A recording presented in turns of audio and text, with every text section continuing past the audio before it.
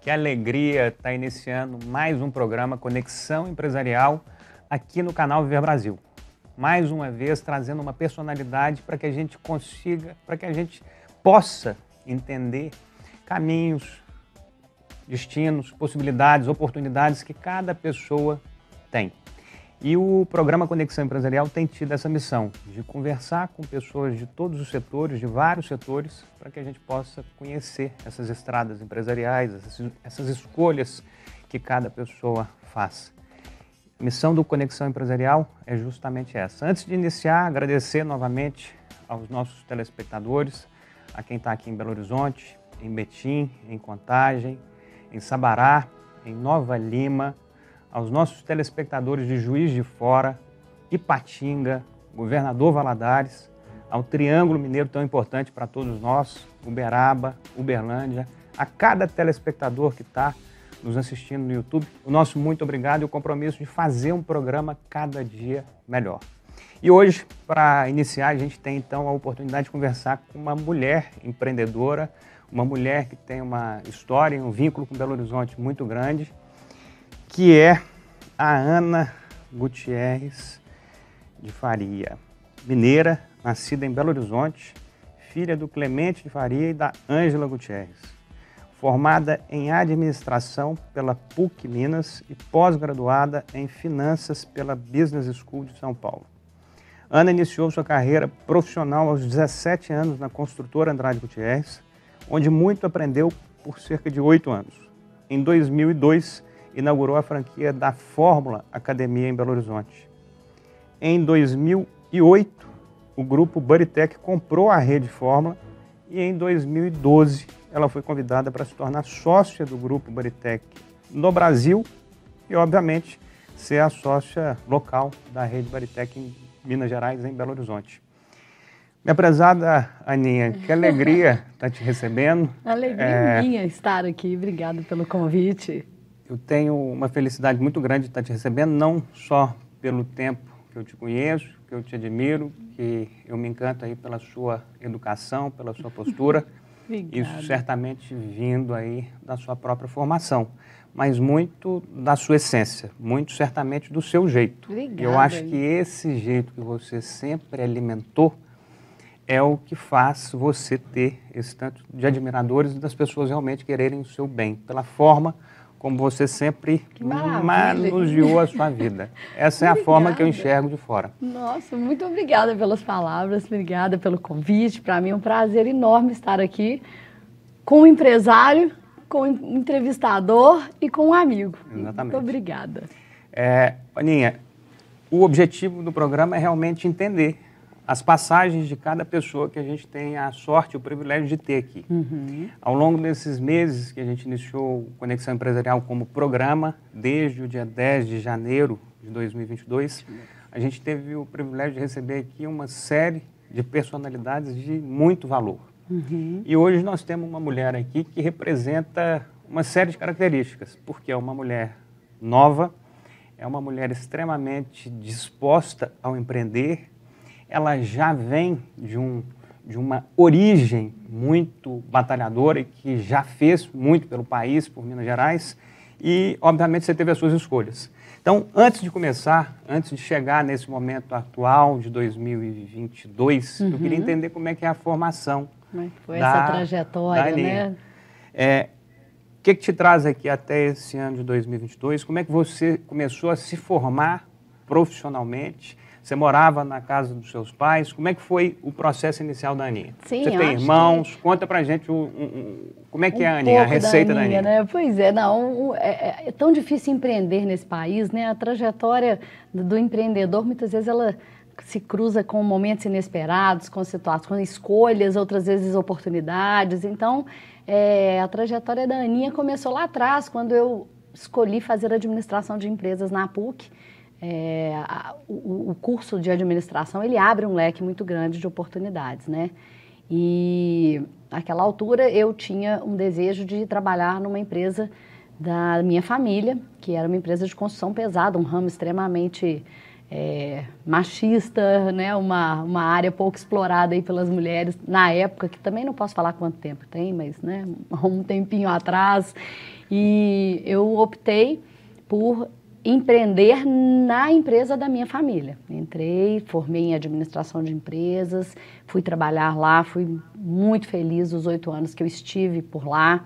Fiz um longo trabalho de estagiária em todas as áreas da empresa. Meu programa de estágio lá durou 3 anos, incluiu diversas áreas da empresa, incluindo até serviços gerais. Na época eu me lembro, tinha um arquivo que a gente rodava uma manivela para abrir aqueles arquivos. Até ali eu fiz o estágio, porque para mim meu objetivo era realmente conhecer a empresa de ponta a ponta. E foi isso que aconteceu? Foi isso que aconteceu. Finalizei o meu maravilhoso estágio trabalhando em obras. Fui para o metrô de Copacabana, trabalhei na concessão da Ponte Rio-Niterói por um período.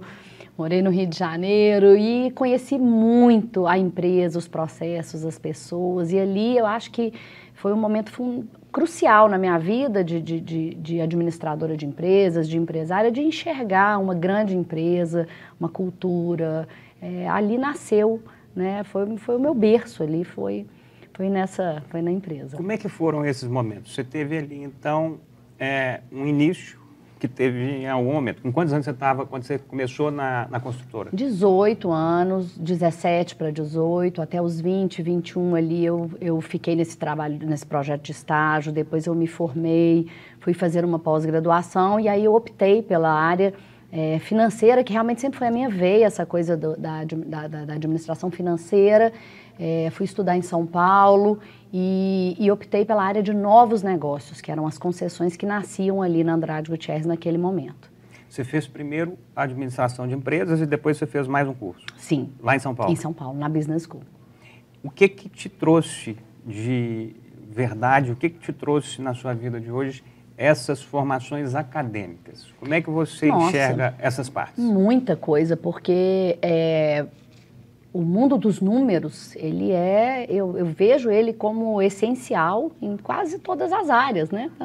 Eu sou uma mulher do lar. Ainda assim, você tem que trabalhar com os números e as finanças. E ali, a possibilidade de analisar os estudos, a viabilidade econômico-financeira dos estudos, olhar os negócios como novos negócios. Eu acho que ali, eu trabalhei com pessoas maravilhosas. O meu chefe, na época, hoje é o presidente da empresa. Então, eu aprendi demais.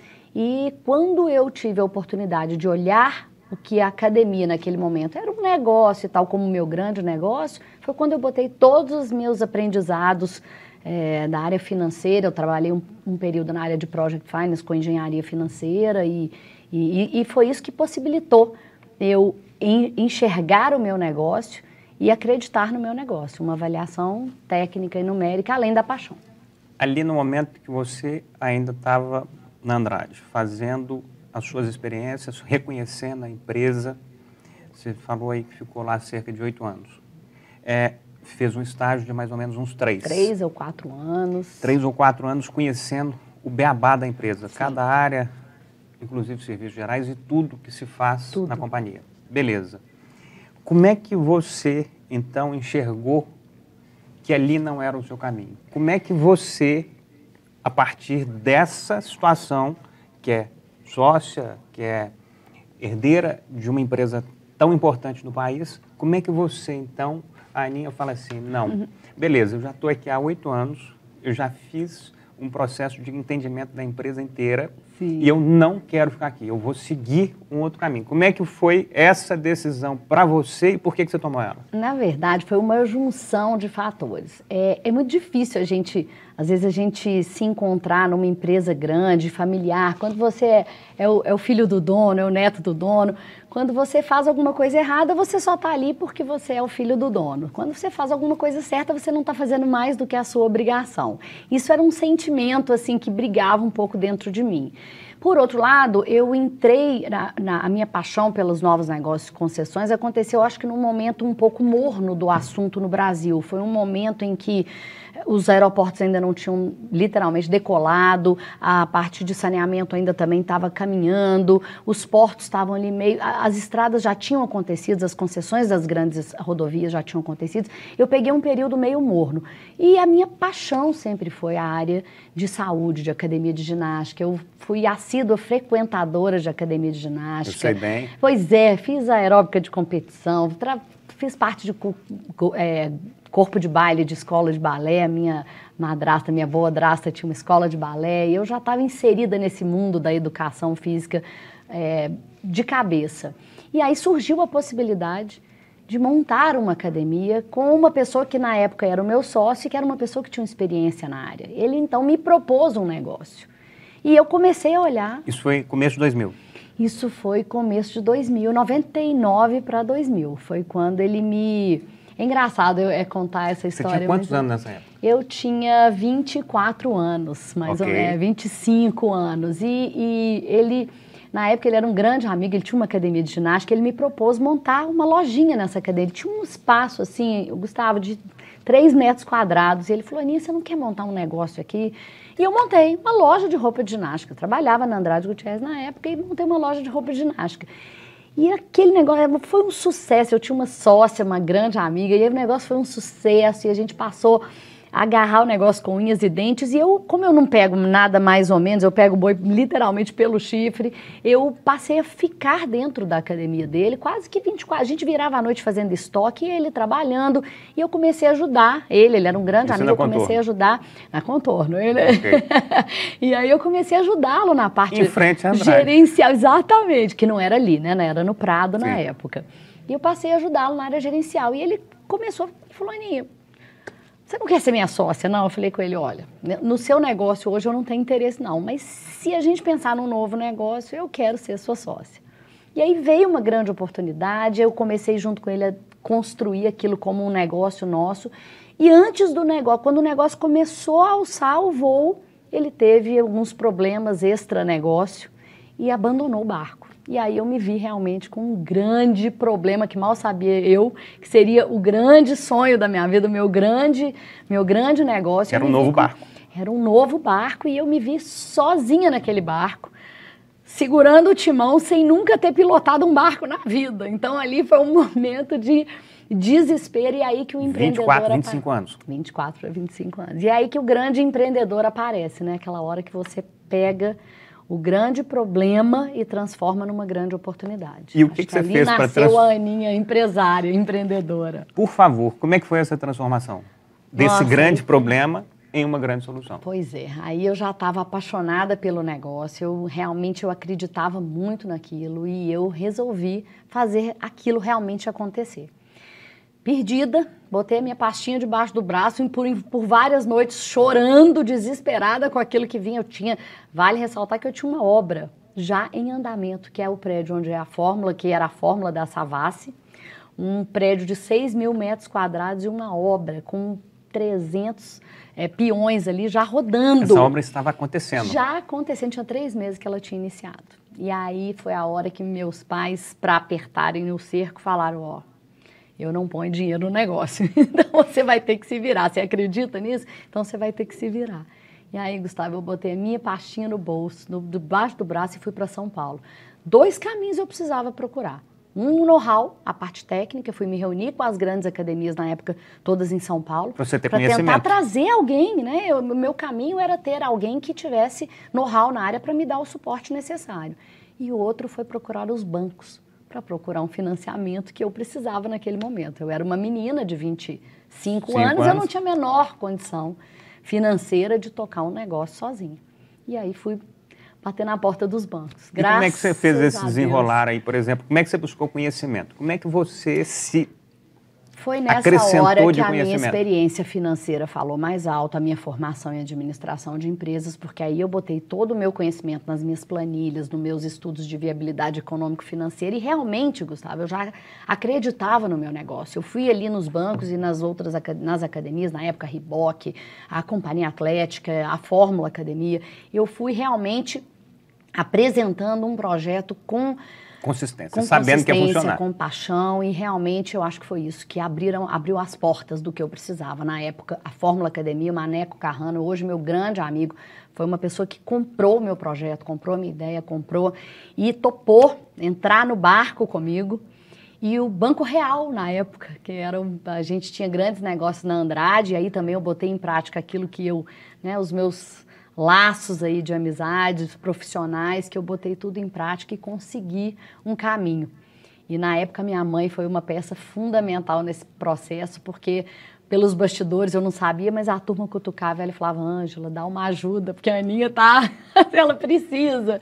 E aí, com a ajuda da mamãe e o suporte, eu consegui as portas abertas do Banco Real. Me financiei, me endividei, de todos os jeitos que você pode imaginar, mas consegui tocar a obra e abrir o meu negócio, 9 meses depois. E o Banco Real, para quem não sabe, era de uma outra parte, que da também família. Tem uma pessoa que é meu irmão querido, que eu amo ele de paixão, e tem uma relação comigo muito especial, que é o Felipe. Felipe é neto do Dr. Aloysio, que foi também o seu tia-avô, né? Tia-avô, exatamente. Que fez o Banco Real, depois o Banco Alfa, e depois esse tanto de coisa que tem aí espalhada pelo nosso Brasil. Isso. Mas isso aí vale a pena, porque você está colocando uma situação, nesse momento aí você estava ali já fazendo o seu primeiro empreendimento funcionar, tomou a decisão de sair da empresa, muito por conta das características de ordem familiar.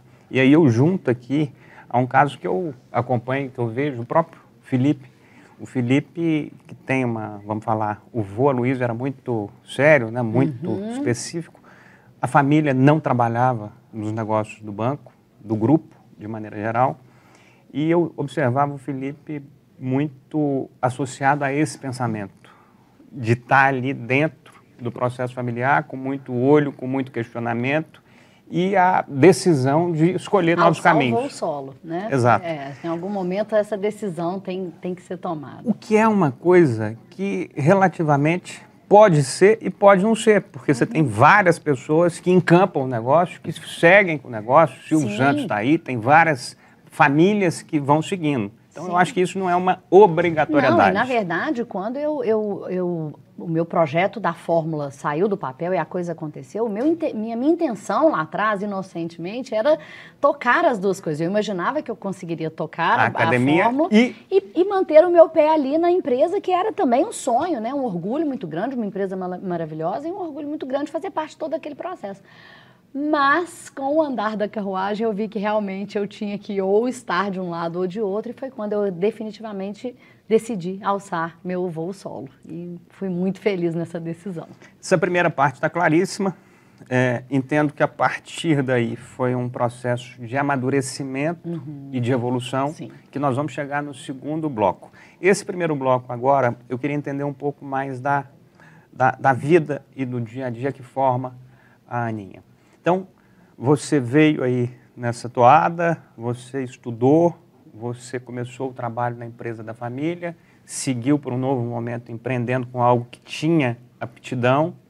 Como é que foi nesse caminho aí as relações e as importâncias, por exemplo, da sua evolução como ser humano e como pessoa, no sentido de agora está na hora de eu buscar uma relação, vou ter filho, vou ter uma nova vida, que eu acredito que isso traz uma nova vida. Como é que foi esse momento aí também? Nossa, na verdade, esse momento, eu acho que não existe um ponto em que isso acontece. Isso vem acontecendo, né? Tem um momento da vida que a gente fala, olha, não dá para pensar em nada além do negócio. Eu acho que eu passei os 10 primeiros anos, assim, acho que eu posso dizer até mais, os 12 primeiros anos, os 12 anos aí de Fórmula, eu realmente não tinha espaço para pensar em outras coisas. Realmente a minha vida era 90% minha vida profissional.